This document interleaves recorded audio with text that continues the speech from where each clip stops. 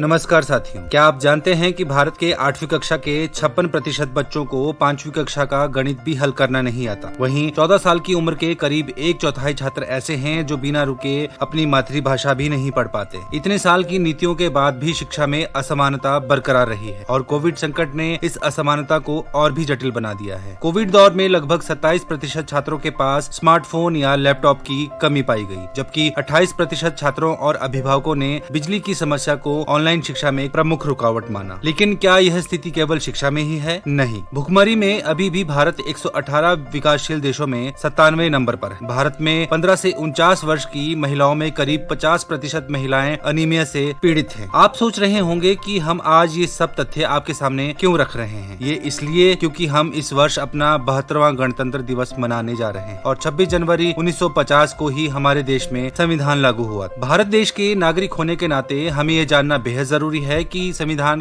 की वास्तव में हमारे लिए क्या अहमियत है। संविधान सरकार, न्यायालय तथा अपने नागरिकों को नियमों के दायरे में रहकर कार्य करने की आजादी देता है। देश की कानून व्यवस्था, एकता और अखंडता को कोई नुकसान न पहुंचे, इसलिए देश को संविधान की आवश्यकता पड़ी। भारतीय संविधान का भाग 3 नागरिकों के लिए कुछ मौलिक अधिकारों की बात करता है, जो नागरिकों के विकास तथा उनके जीवन को खुशहाल बनाने के लिए आवश्यक है। फिर इतने वर्ष बीत जाने के बाद भी आज भी हमारे देश में सेवाएं बेहतर क्यों नहीं हो पा रही हैं? यह सोचने वाली बात है कि जब संविधान ने अपने नागरिकों को कुछ मूलभूत अधिकार दिए हैं, तो फिर क्यों आज भी उनके लिए बेहतर सेवाएं मिलना एक बड़ी चुनौती बना हुआ है। हम सभी को संविधान और उसके प्रावधानों को अच्छे से समझना जरूरी है, क्योंकि जब हम इसे समझ पाएंगे तभी तो इसकी रक्षा कर पाएंगे। एक नागरिक होने के नाते हमें ये भी समझना जरूरी है कि सेवाओं को बेहतर करना केवल सरकार का ही काम नहीं है। हम सभी को एक सशक्त एवं जागरूक नागरिक होने के नाते सरकार और उसके तंत्र को समझना होगा। हमें जानना जरूरी है कि आखिर सरकार का पूरा सिस्टम चलता कैसे है, कौन लोग हैं जो सरकार को चलाते हैं और उनकी क्या भूमिका है, क्यों पैसा समय पर लाभार्थियों तक नहीं पहुंच पाता और ऐसी कौन सी समस्याएं हैं जो इस पूरे तंत्र को जटिल बनाती हैं। जब हम सरकार के पूरे तंत्र को अच्छी तरह से जान पाएंगे तो उसके साथ जुड़कर काम करना हमारे लिए और भी आसान हो पाएगा। वहीं सरकार से भी अपेक्षा है कि वह अपनी औपचारिकताओं और सेवाओं की पहुंच को सरल बनाए, ताकि समय अनुसार हर किसी को बेहतर सेवाएं मिल पाए।